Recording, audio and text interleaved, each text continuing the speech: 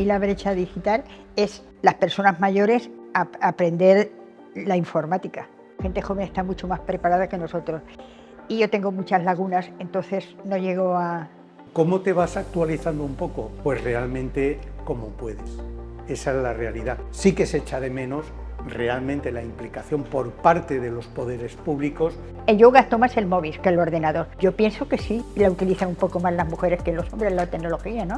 No parece, no parece. Yo estoy o de puertas para afuera al mismo límite, o si puede ser 2 pasos más adelante, mejor que 2 pasos más atrás.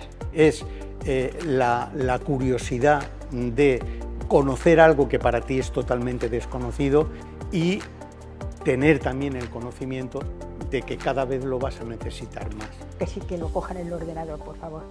Que no se queden. Si no, entonces ¿qué? Nada.